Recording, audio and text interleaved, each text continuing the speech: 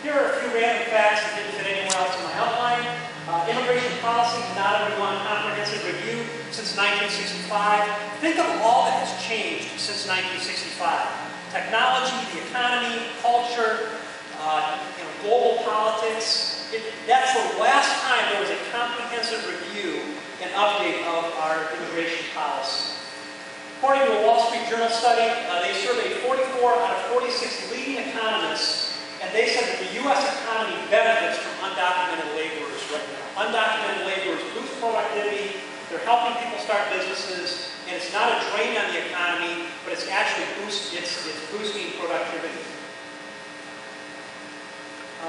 Another thing I thought was interesting, according to Social Security estimates, they believe that 70% of undocumented workers are paid payroll taxes and Social Security taxes. What happens is in order to get a job at a hotel, if you're an undocumented person, you come to the United States, you want to get a job at a hotel here in Cleveland, you get a fake Social Security card. They're very easy to get. You get a fake Social Security card. It's got a Social Security number on it. When you get your paycheck, they deduct taxes. They're paying Social Security taxes. $8 billion a year is pouring into Washington every year right now on fake Social Security numbers. And when it gets to Washington, you know what happens? They don't send it back. It stays there. It goes in a huge black pot. And that's what people are debating in the Senate bill, is do we force them to pay back taxes, or do we just say, you're pouring $8 billion a year in, we're not going to allow you to ever, we're not going to count that toward your Social Security benefits in the future. So there's some debate about that.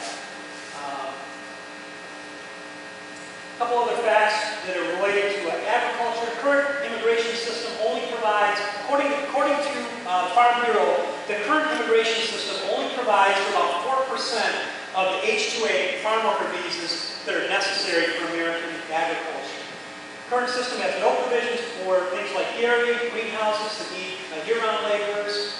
Farmers lost $320 million in 2010 because workers weren't available when it was time to bring in the harvest. This is a Texas A&M study. 71 to 80% of fruit producers said they were unable to hire adequate numbers of workers to bring in crops.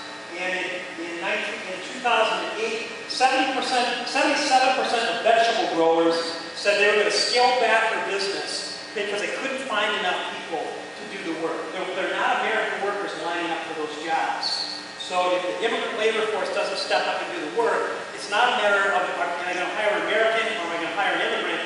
The question is really, am I going to do this business in America or am I going to move it somewhere else?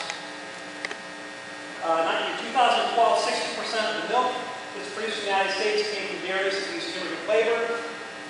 And economists estimate that for every immigrant agricultural worker, it supports 2 to 3 full-time jobs somewhere else down the line.